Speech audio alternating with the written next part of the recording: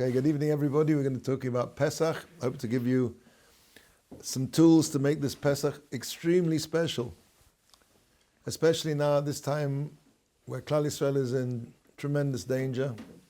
And we've seen miracles in the last couple of days. Don't let anybody make the mistake to think it's the prowess of the armies or the air forces of the nations of the world or of the IDF. That's all an illusion. What's going on is HaKadosh Baruch Hu matzilenu miyodam.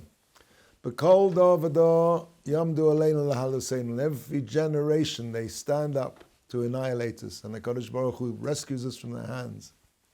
Those words were written nearly 2,000 years ago. In every generation, how did it's written in the Haggadah. The Haggadah was written around the time of the Mishnah. How did Chazal know that in every generation they would rise up against us, and this is what they're doing in every generation. And the Kodesh Baruch Hu matzi leini miyodam. Hashem saves us, nobody else saves us. And I thought it was a supreme irony the other night that Kodesh Baruch Hu even sends our enemies to defeat our enemies. Because the Jordanian Air Force was busy shooting down, Arabs shooting down Persian rockets, Islamic rockets shooting down other Islamic rockets. Now, to me, if that isn't a divine smile, nothing is. Kodesh Baruch Hu is demanding of us now that each of us should recognize that everything, all of our Yeshua is coming from Him and nowhere else. And in the merit of that, Ein lonu al mi lismoch, we have nobody to rely on except Hashem. In the merit of that, in the merit of us doing tshuva, analyzing our deeds, and especially trying to make this Seder a real, being very careful with the mitzvahs of the Seder, the mitzvahs of chometz, the mitzvahs of matzah, of the dalikosis, to the last details as much as we're able to. In that schus, we'll see the Geula Shlema.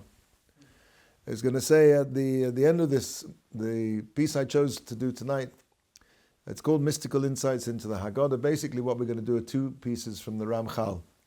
Now, as our usual meetings are the Ramchal, Mesilas Yesharim, I thought it would be apt if we went off a little bit to the side and see what the Ramchal has to say about Pesach. In previous years, and I'm sure you can dig it up online quite easily, we've spoken about the Ramban, who speaks about what we're supposed to get out of Yetzias Mitzrayim from the, the more open understandings.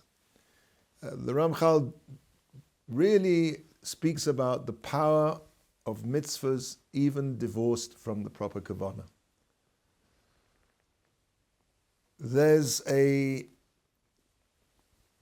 mistake, I think, that people make, that Jewish observances, Pesach, Sukkot, whatever it is, are commemorative.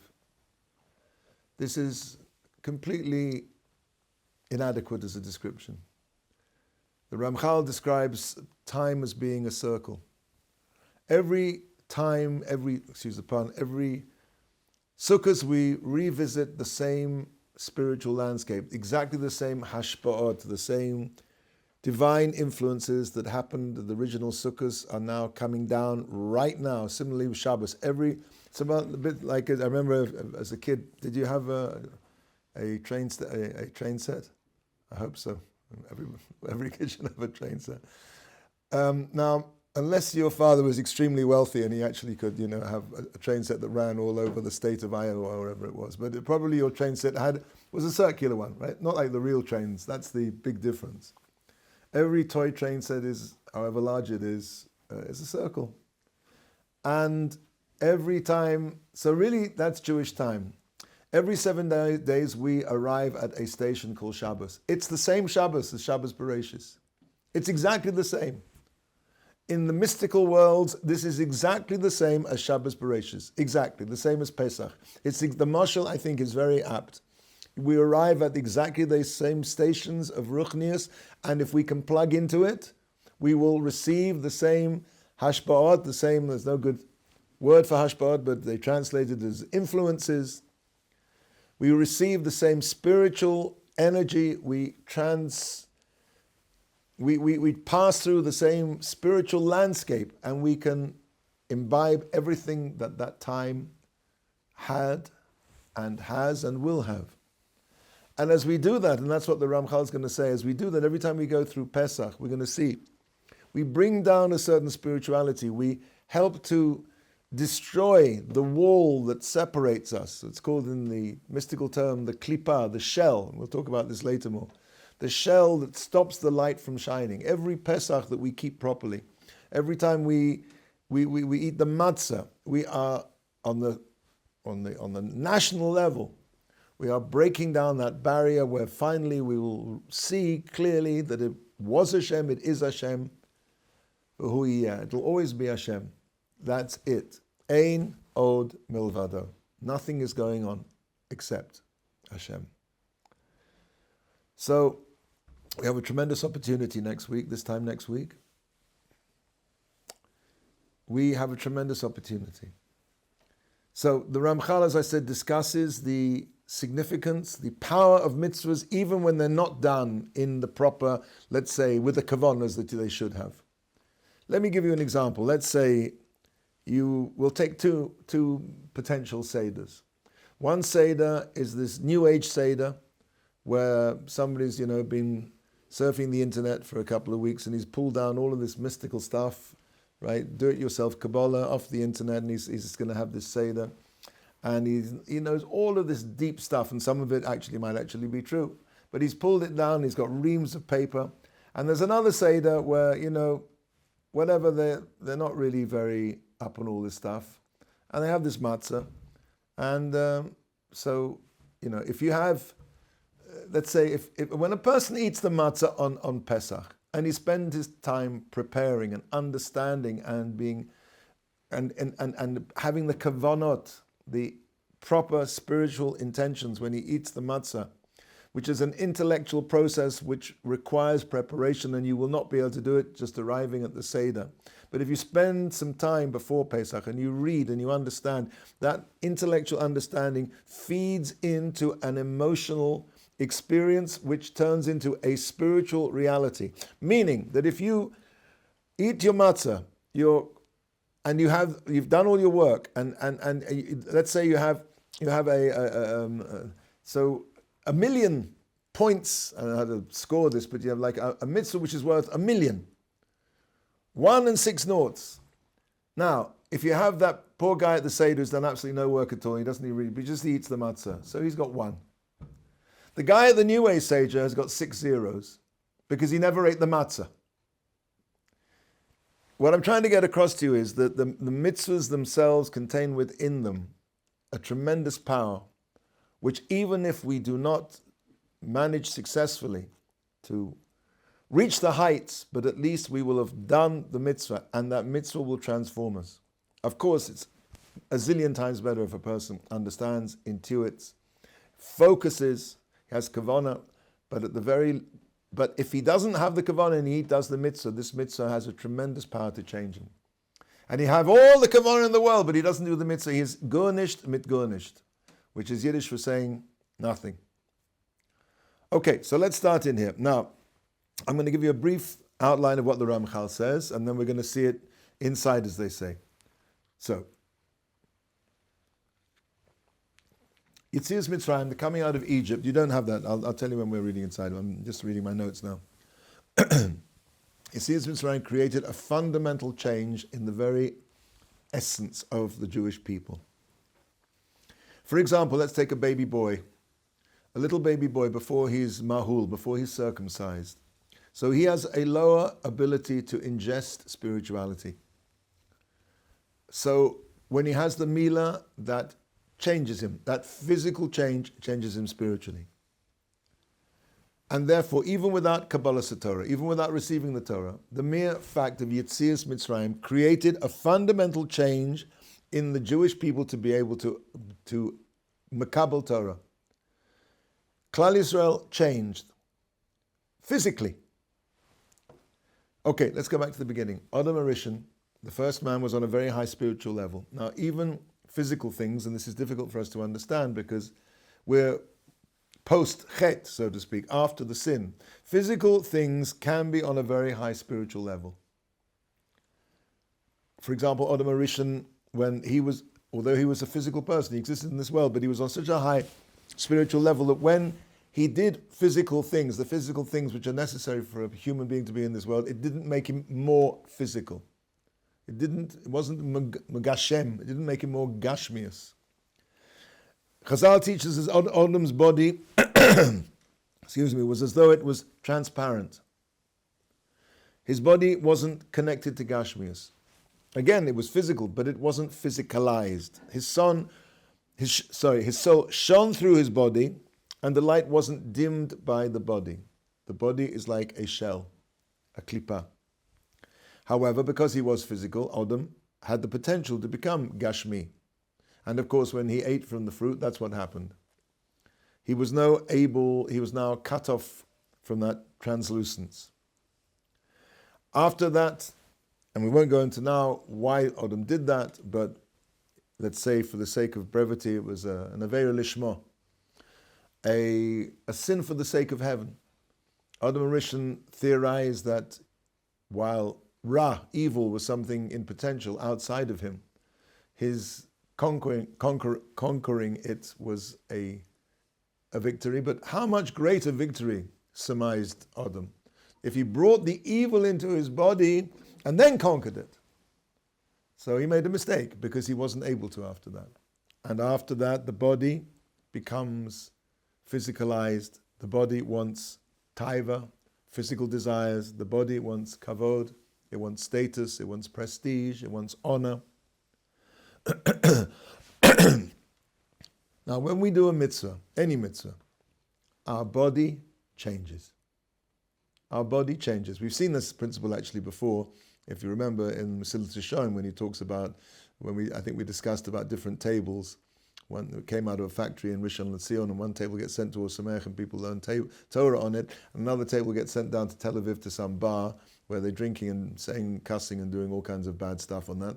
These two tables physically look the same, but they're not. They are physically different tables. Man has the ability to change the physical makeup of the world. It's not just a nice, concept. This, you can't see it, you don't have the eyes to see it, but it's a different table. Similarly, when we do a mitzvah, the actual composition of our body changes. You can't see it under a microscope, and this is one of the things that the sages of Rome and of Greece challenged the Chachmei HaTalmud, the wise people of the Talmud, to show. What difference does the Shabbos keep? That's another discussion.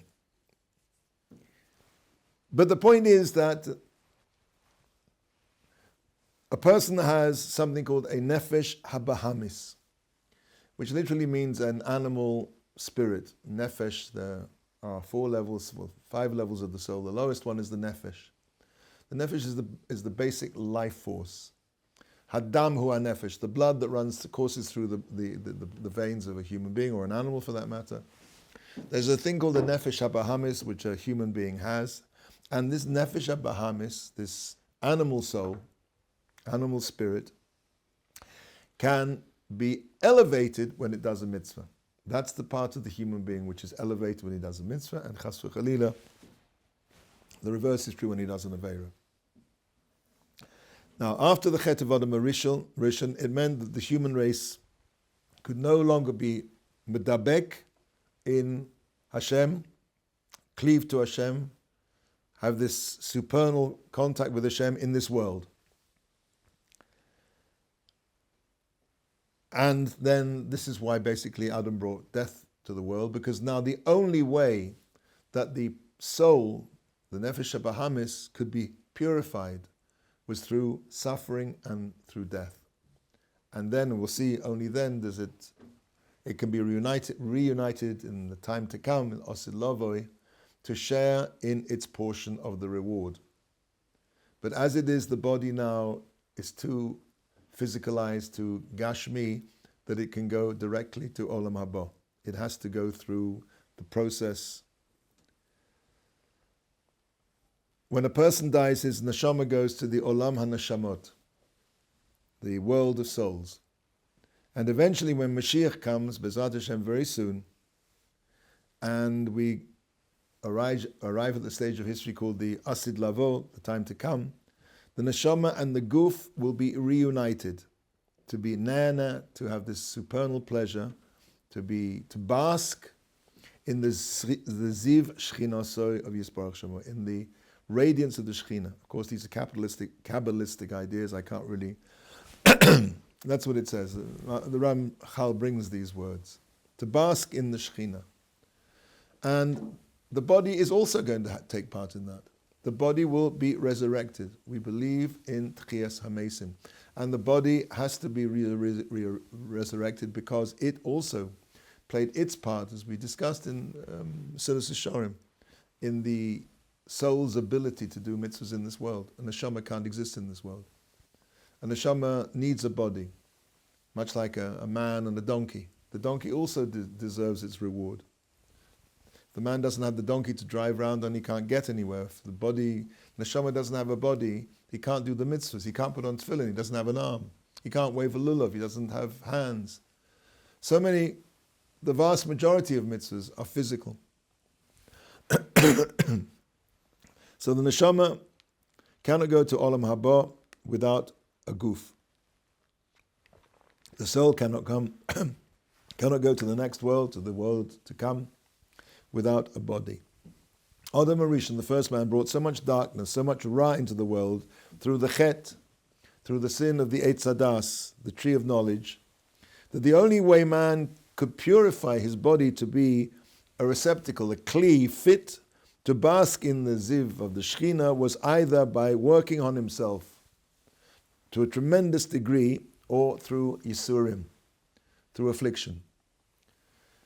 We believe any affliction that comes to a person is always constructive. It may be difficult at the time to see it, but Hashem is not vindictive. Whatever, so to speak, yisurim, tribulation that a person passes through in this world is for his good.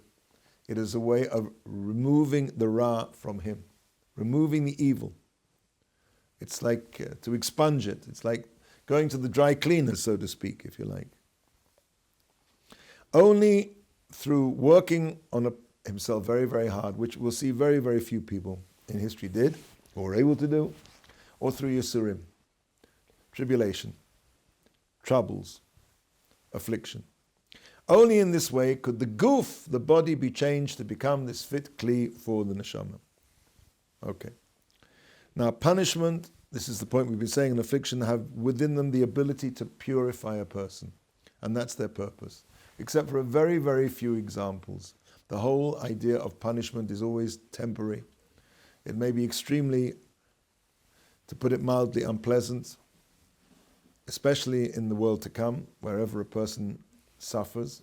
But that suffering is always for a positive purpose, except as I said in very few examples. So there were very few people who were able to work on themselves to the degree that they could remove the ra from their body. Abraham, Yitzhak, Yaakov, Noah, and some say Meshuselach, were able to work on themselves to this degree. Who's Meshuselach? I think they call it in the English, they call it Methuselah. He was the oldest living person in Tanakh. He was one of the people who were able to do that. So what happened was, you have 20 generations between Adam and Avraham. Between Adam Arishon and Avraham, the first of those people, hundreds of years with no Torah and no mitzvahs. And one of the reasons that those 20 generations existed, all of those hundreds of years, that there would be a process of just by putting up being in the world, the Yisurim, the problems, the troubles of just existing in this world would be a cleansing, of hundreds of years of suffering. And from Noach onward, the second part of that period of time, there were only 7 mitzvahs. Now those 7 mitzvahs they didn't actually purify anything. They didn't make you better. The Sheva mitzvahs b'nei Noach, the 7 mitzvahs of the children of Noah, which all of mankind is commanded, was just a way to preserve the social structure, but there's no tikkun going to come from that. There's no fixing. Things aren't going to get better. They just allowed you to be able to be sovel, to tolerate existence. Now, why all this? Because, as we say, all these hundreds of years was to take out the Ra that Adam Harishon had brought into the world, to remove the evil by all of this suffering of hundreds of years, bit by bit by bit by bit, until we get to what? The time where Klal Yisrael now already have to receive the Torah, and they have to go through an intense period of 200 and some years of intense slavery and oppression and Yisurim in order to accelerate the process to the point where they are now completely free of Ra, and the Mekatreg, the accuser, has no tainus, he has no claims anymore against Klal Yisrael.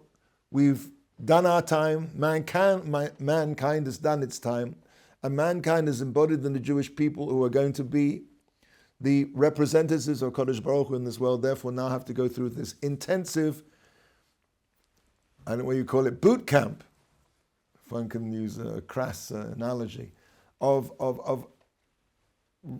tremendous suffering in Egypt, but all for this one purpose, to remove finally the Ra from the world, from them, in order they should be fit to become Hashem's people.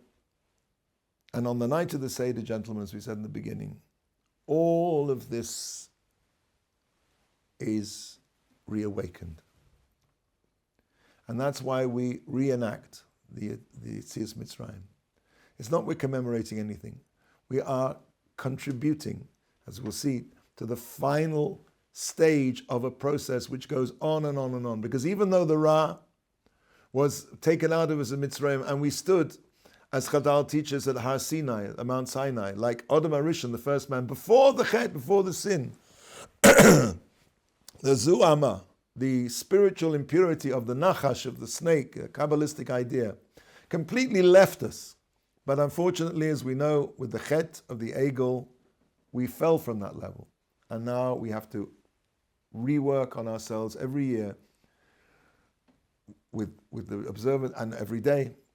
And Pesach is one of those ways that we finally bring ourselves to the point where Mashiach will come. B'ezrat Hashem, b'mehera u'meinu. Okay. As we said, the Yetzias Mitzrayim was the culmination of the cleansing of the Ra. On the night of Pesach, this is an amazing thing.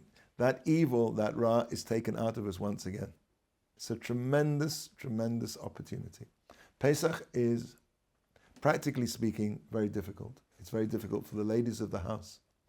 And you know, Rav Scheinberg, as Zatzal published many years ago now, a choveret, a bulletin, to say that one shouldn't, as one often does, mistake Pesach cleaning with spring cleaning. The two things are not connected. Pesach, but even so, Pesach clean for Pesach is strenuous.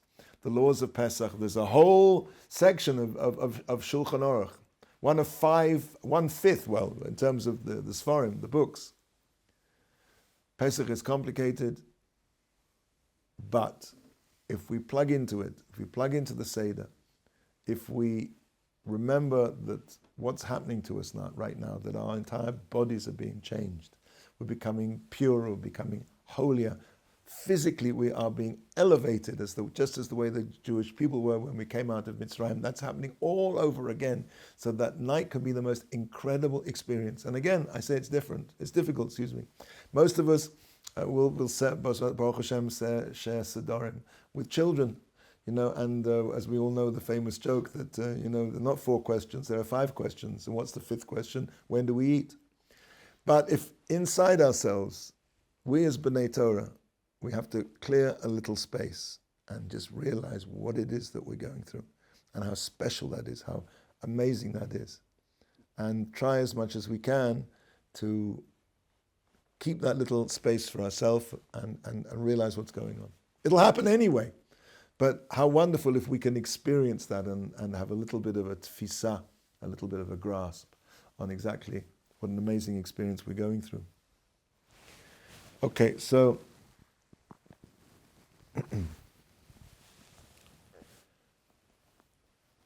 the Ra is taken us out of us once again, and how we mitchazek, how do we strengthen that process? By the Moror. Again, even though we don't have Mara D'Oraisa anymore, because of our many sins, we don't have the Korban Pesach, and because we don't have the Pesach, so therefore we don't have the D'Oraisa mitzvah of Mara. In fact, we only have two mitzvahs D'Oraisa now. We own the mitzvah which are Matzah and Vehigadus Halabincha, the Sipur, the telling over of the coming out. These are the two mitzvahs D'Oraisa that we have. But that doesn't mean that because we don't have them as D'Oraisa mitzvahs, we still have these mitzvahs, we still have the mitzvah of Mora. When we eat the Mora, we are basically ingesting food which strengthens this purification through suffering. The Egyptians wanted to break us physically, and Hashem wanted to break the Ra inside us by using that servitude. Again, our enemies think they're working against us, but actually they're working for Hashem. The whole point of that servitude, they thought was for themselves. No, the whole point of that servitude, as we're saying, was to fight, to break the Ra, to break the evil. And that's what the Mara does. A person who goes through the Seder in the right way taps into 3,000 years or more now of Yetzias Mitzrayim. 3,000 times that we came out. And it changes his Metziut. It changes his physical person. Okay, the Korban Pesach was there's a concept we've spoken about before of Sur Meira v'aseh tov. Turn aside from doing evil and do good. In fact, if you think when we've been learning the Siddhis Yesharim, we haven't got there yet. But the first thing we deal with is zihirut, which is care. We're being careful not to do things wrong. The next section, what we'll get to, B'ezrat Hashem after Pesach, is something called zrizut, which means alacrity. Alacrity to do what? Positive mitzvahs. So this is always the process of turning aside from evil, sur meira, v'aseh tov, and do good. The turning aside from evil, the sur meira is the morah, is the bitterness, is the suffering, which expunges the evil. And the aseh tov is the paschal lamb, the Korban Pesach, which of course as also we don't have anymore, because we don't have a Beis HaMikdash, Avatenu Arabim. So that's the positive parallel of the morah. Now the matzah, and this is very interesting, is the way that we hang on to the aseh tov for the whole of the year. And we'll see that in more detail inside. Now, up to now we've been talking about the individual. But the 4 cups represent Klal Yisrael as a nation. We've spoken about in previous times the concept of the Daled Malchus, the 4 exiles. The Jewish people will experience 4 world historical exiles: Babylon, Porus Umadai, Persia and Media, Yavon, Greece, and finally Rome. And culturally, we're still in that Roman exile.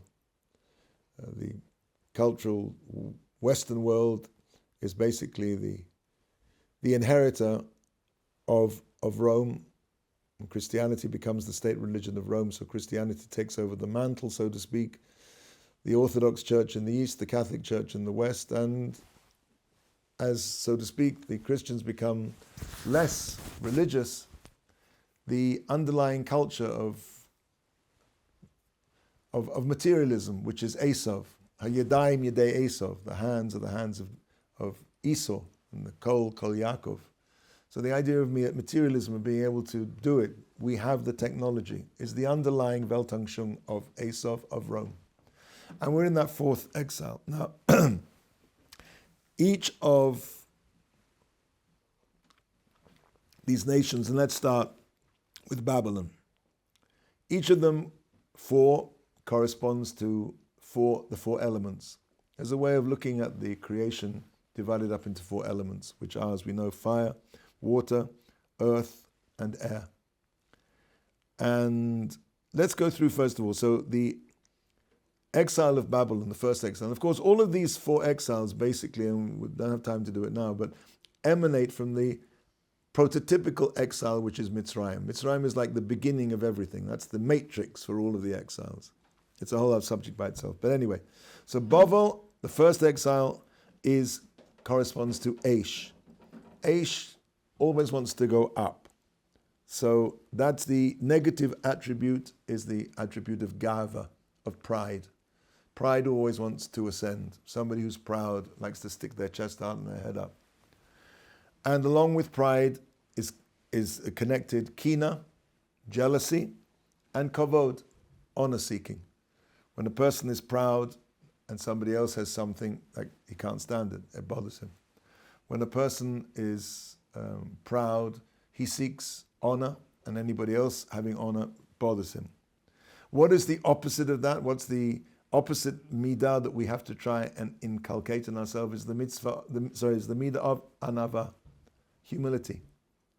Now, even though we're talking about the 4 cups, these aspects actually are present in the matzah. The matzah is very low. It's very uninflated. It's the opposite of the idea of gaiva, of expansion, of literally, as we say, being puffed up. The next is Parasumodai, Persia and Media. Persia and Media is the source of tava, of pleasure. And the source of all pleasure is water, mayim. So that's the element of water. It's represented by Persia.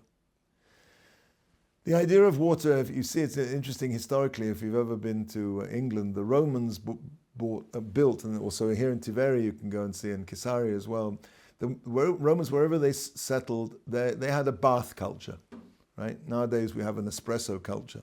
Back in the day, they had a bath culture, which means everything's centered around the baths.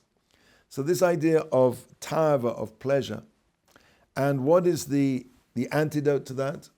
There's a midah called histapek b'mu'at, to be satisfied with the minimum. Tava always wants to enjoy more, have more pleasure, more this. A person, and if we plug that in now into the matzah is pretty much tasteless. It has no taste. It's the antidote, so to speak. By eating the matzah, we inculcate into ourselves this midah of histapek b'mu'at. Moving along. Yavan is avir, is air. The negative part of air is lashon hara, speaking the evil tongue, speaking slander, or even speaking things which are true in an inappropriate circumstance, for revenge or just to do somebody down. Also is nivel peh, profanity, swearing, what they call indecent jokes, nivel peh. And of course, Greece was the enemy of the Jewish people through breath, through speech, because their attack on Judaism was an intellectual attack. And the intellect is expressed through words, and words are born on air. The whole attack, if you remember from Hanukkah, was they didn't want to annihilate us physically. They wanted to annihilate the idea that Torah was something supernal, something supernatural. They wanted to make everything. So that idea of the attack of air, which is Yavan, and of course the opposite, the plugging that into the matzah, is the same idea that it doesn't have any air in it.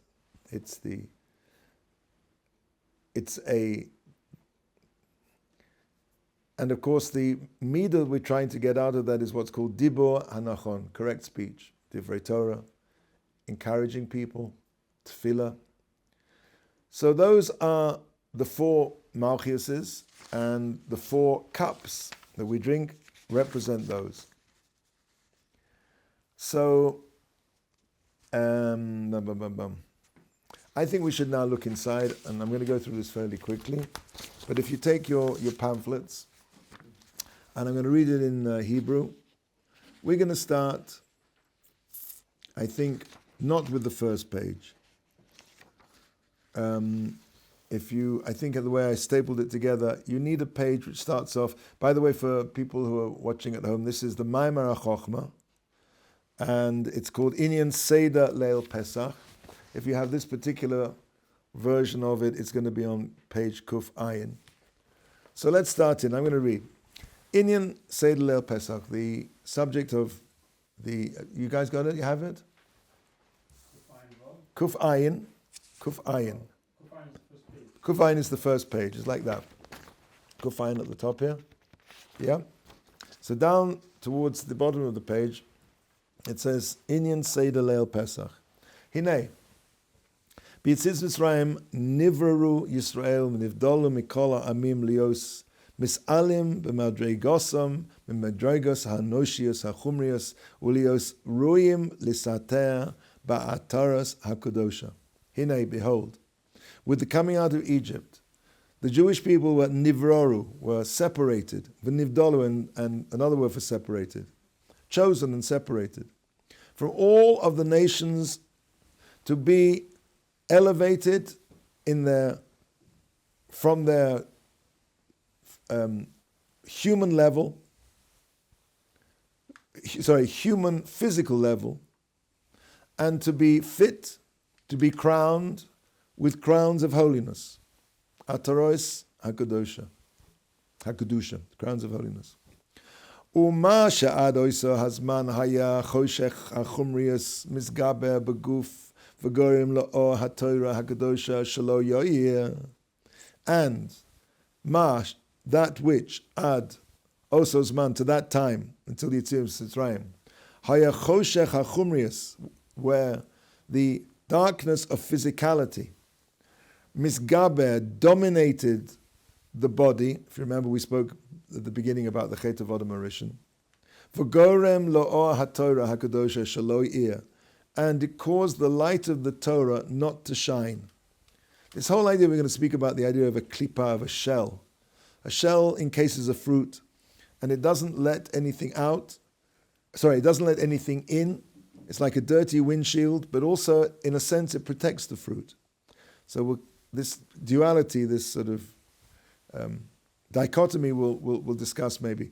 But right now, we're saying that the Or of the Torah could not shine in to the Jewish people. Behold, hinei achas shesovlu Yisrael ha'inui v'hashibud hagodol shesovlu, that after that the Jewish people, Israel, had sovlu, had put up with, had been sovel, had tolerated, ha'inui, the affliction, v'shibud, and the oppression, the captivity, I forget the exact word in English. The great captivity, the great shibud, shesavlu, that they had put up with, they tolerated, they'd experienced, they'd gone through that now. Nispaisa midas hadin. The midas hadin, the midah, the aspect, I translate that, of din, of strict judgment, was now nispaisa, was, I have the same word in English, appeased. The midas hadin was appeased. V'nisha hamakatreg b'li taina. And the accuser, the one who accuses Klal Yisrael of not living up to our job, had no claim anymore, because we went through this process of suffering. Now, v'nizdamnu liyor ba'or elyon, and they were now prepared to be, I don't know how to translate, radiated, suffused with this elyon, this upper light, this heavenly light. V'hinei, and behold, b'layla zeh, kol zeh, mischadesh u'misoireh, and behold, on this night, all of this is renewed and reawoken, ma shenasa b'rishono, as it was in the beginning. V'zeh atzmo sio el ha'geula ha'achrona sheteoseh, and this in itself, every Pesach, is a help, is leading to the final geula that it will come about. Va'amnon, however, ha'ika ha'seder tolui, the main part of the Seder depends b'dalad devarim, on four things, arba devarim.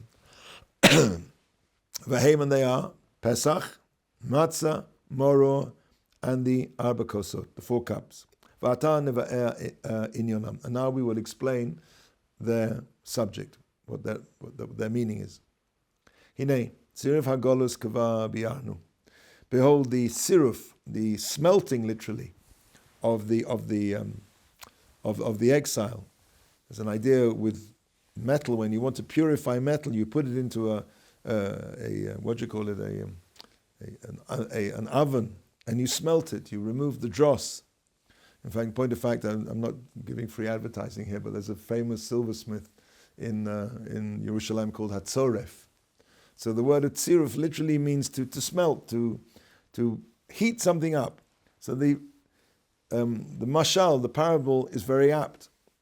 The Jewish people went through this kor habazel, this iron furnace, which left them devoid of the impurities. And that's what purified the Jewish people, Israel. For Hotzi Mahem, and it took out from them Hazuama, this spiritual impurity, filth, Kadei, in order Shiochlu Achakach, in order that afterwards they could kabel or Hakadusha, the light of holiness. V'zeh inyan hamaror, and that is the understanding, the matter, the subject of the bitter herbs, which corresponds to the pasuk in the Torah which says that the Egyptians embittered their lives. V'ulam, however, even though the evil had been taken out of them, when it came for them to be redeemed, it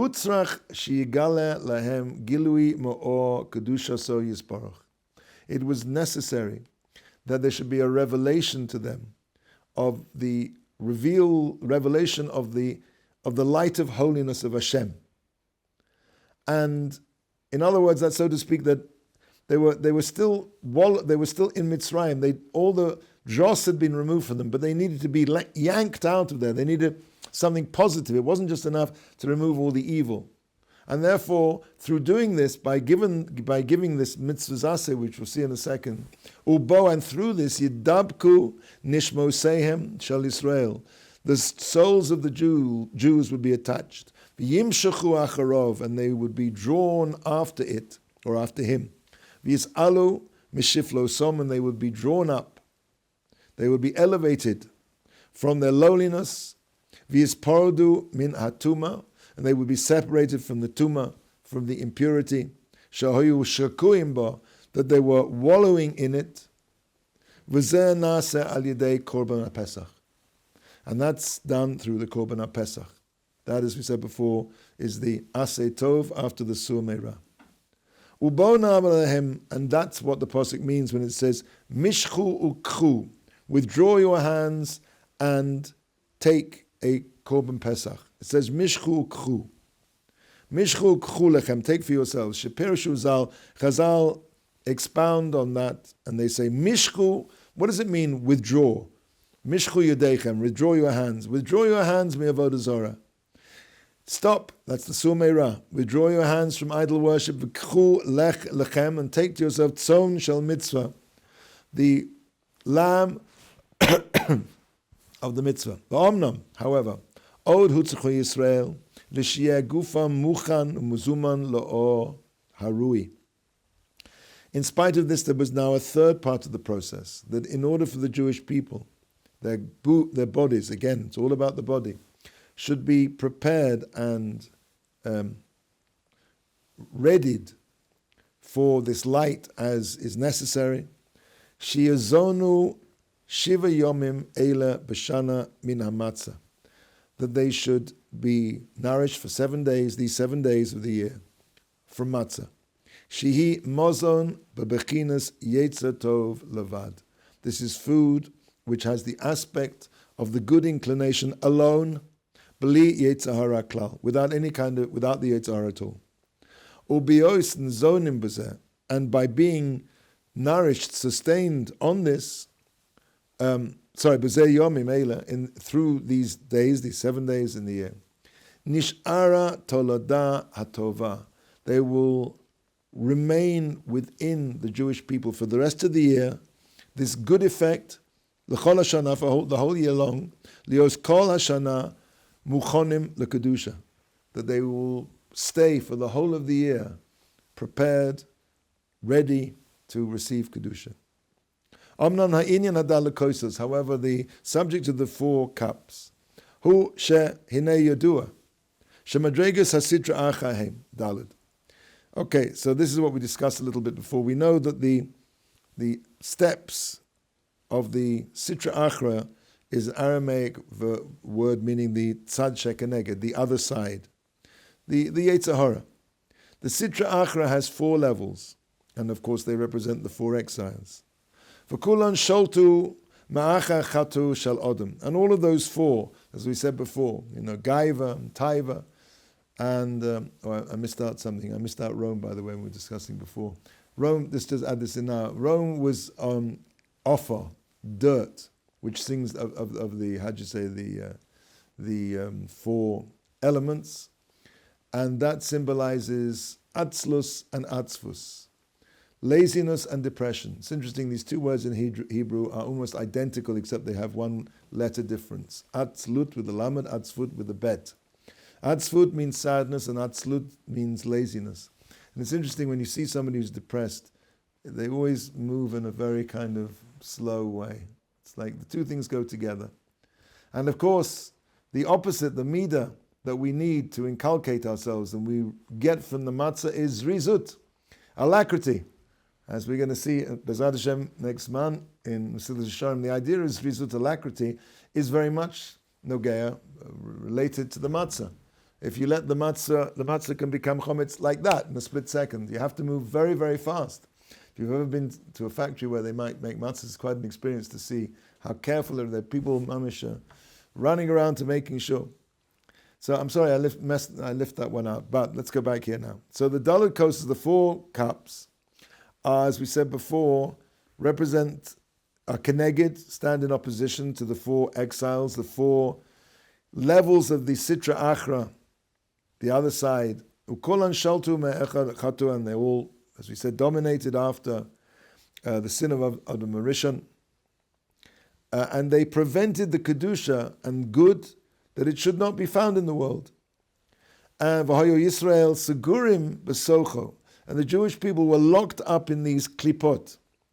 So, as I said before, the klipa, the shell, prevents the light from coming in, but in a sense, it also protects.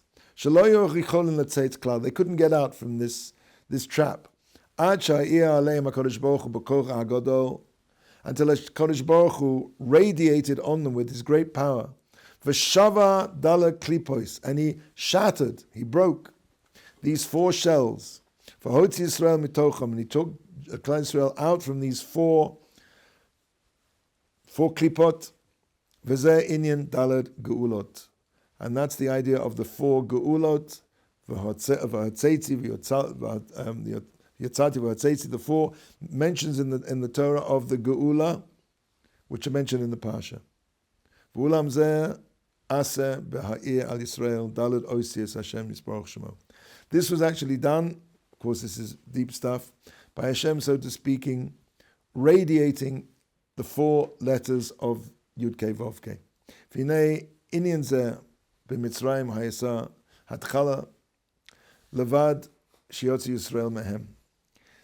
That process started, as we said, with the coming out of Mitzrayim, but that was the beginning. Ach sof hakol, but the end of everything, as I mentioned before, tzarech sheyishaltu sheyishtatu Yisrael aleihem. The Jewish people should dominate these 4 koichos of the Sitra Achra, v'yekabshum legamre, and completely conquer them. V'zeh yeh asid lavo, that'll be in the future. Omnom, however, hinei zeh kamisha kotzeitz eitz. As we mentioned before, this is very much like somebody who's chopping down a tree.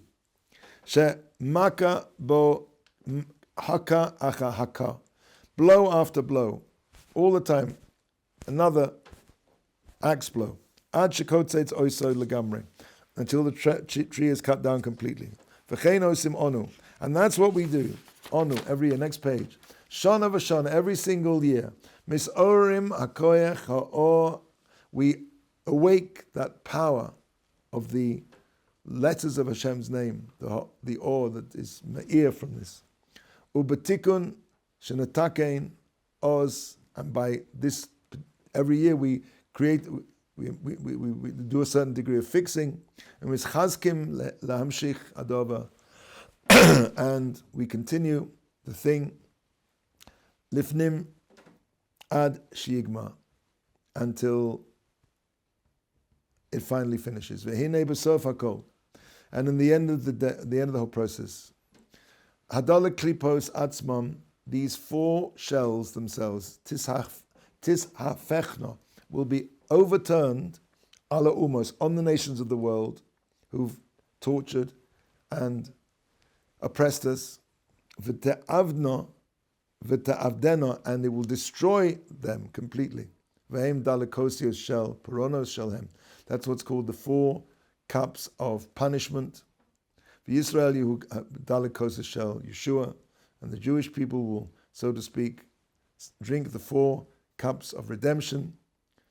Ba'aras Hashem osios Hashem bezrat Hashem shezacharnu, with the radiation, with the shining of the four letters of Hashem's name that we mentioned before.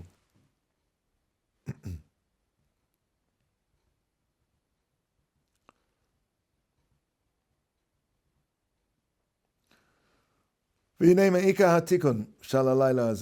essence of the fixing of this night, la'aros cherus shel hanitzachon, is to embody, to show the freedom that we shenatzeach hatov, shenitzachech hatov el esara, that the good beat the evil. V'al yidei zeh nishba koech hasitra achra, and through that the power of the sitra achra has been destroyed. V'nachnas hachna gedola, and has been made a tremendous humbling. V'nei kazayas hamatzah. Now he's going to talk about the matzah at the end here. The kazayas hamatzah she'ochlim hu lahamshich hamozon hamakudosh hamachzik hayetzer tov shezachranu. The matzah, so to speak, sets in place, fortifies, as we mentioned before, the effect of this experience of the Seder for the whole year. Omnam kadesh yashe hatikun l'chol hashana. But in order for this fixing to be in place for the whole year, tzarich shelechol le'afikomen achakach. That's why we have to eat the afikomen at the end. Ushalo le'echol acharav shum davar. And that's why we're not allowed to eat anything after the afikomen. She'kamo she'ein hatam sa min hapeh. Just like as the taste of the afikomen doesn't leave the mouth. Kein ein ha'or sa me'haneshama. So similarly, the light does not leave the neshama. Amazing stuff. Okay, briefly, let's have a look at the. This is Perek Ches in Derech Hashem. Kuf Chaf Vov in this book here, and it's just a short paragraph. Excuse me. Perek Ches? Perek Ches. Yeah, you have it there? Yeah. Okay. So, b'mitzvahs hazmanim. This is going to be talking about all the mitzvahs. He's going to talk about Purim and Chanukah, Lulav. He starts off with Pesach. Inyan, Chometz and Matzah. And specifically what he does here in Derech Hashem is to talk only about the Matzah. In the Maimah HaChochmah, he goes into the whole idea, as we've discussed at length. But let's see this. Inyan HaChometz v'Hamatzahu. The idea, the concept, the subject, the reality of Chometz and Matzah is Ki hinei ad Yetzias Mitzrayim hayu Yisrael mu'uravim b'shah ha'umas goy b'kerev goy. Until the Yetzias Mitzrayim, the Jewish people were intertwined, mixed up with all the other nations, a nation within a nation. Yetziosam nigalu v'nivdalu. And when they came out, they were saved and they were separated. V'nei ad oisa hazman haya kol bechinas gufos b'nei adam choshech b'choshech v'azama shehem eskaba aleihim. Until that time, the whole people were, mankind, their bodies were completely darkened with the darkness of physicality, which ruled them. And with the exodus, nivdalu Yisrael, the Jewish people were separated. V'nismanu gufosom, and their bodies were prepared litaher, to become pure, ulizdamen l'Torah ula'avoda, to become prepared again for Torah and Avodas Hashem, to serve Hashem.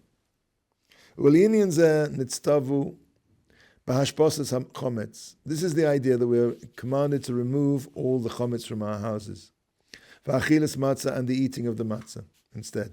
V'hainu ki hinei halechem shehuchan lemozon ha'odom hu, what's this?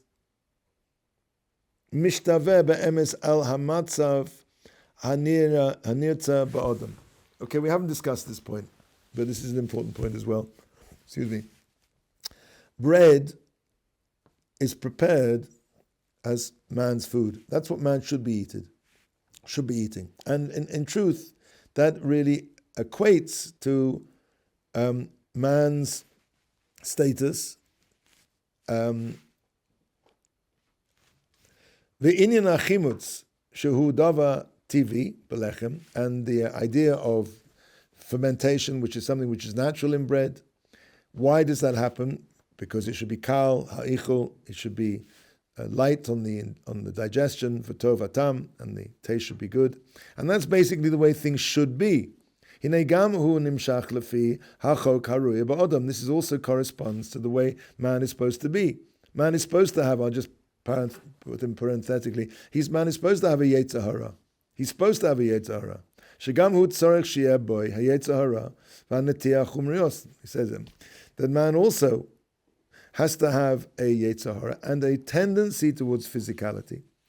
Amnam lazman miyuchad. However, for a certain for a certain measured period of time, hu tzrucho Yisrael lihimana min hachometz. The Jewish people are required to refrain from chometz, v'lizom b'matzah, and to be sustained by matzah, lios mimatim be'atzmam koach hayetzara, in order to reduce in them the power of the yetzer hara, v'anetia hachumrius, and the tendency to physicality. V'higbia ba'atzmam, to raise up in themselves, his karvus el aruchinius, the closeness to spirituality. V'ulam she'yizunu kach tomid yevsha. You'll say, if matzah is such a good zach, such a good thing, so why are we eating matzah the whole year round? The idea is, no, that's not the way things should be. To be permanently fed, constantly on matzah, efsha, that's impossible. Ki ein zeh hanirtza b'olam hazeh. That is not what is required, desirable in this world. Ach, hayomim hamushu'orim, but for these certain designated, limited days, rui, it's fitting, sheyishmaru zeh ha'inyan. This subject, this matter should be guarded, should be observed. Shali dezeh, that through doing this, ya'amoid b'madrega haruya lahem, that they will stand, they will be able to, remain in the level which is necessary for them for the rest of the year. This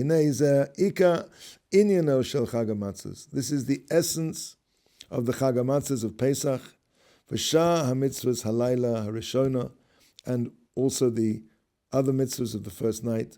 Kulam Inyonim Pratim Mekablim Lepirte Hageula Hahi. All of them, as we discussed in the Maimar HaChochma, is hinting to that now, are subject matters individually, which correspond to the individual details of the redemption, of this redemption.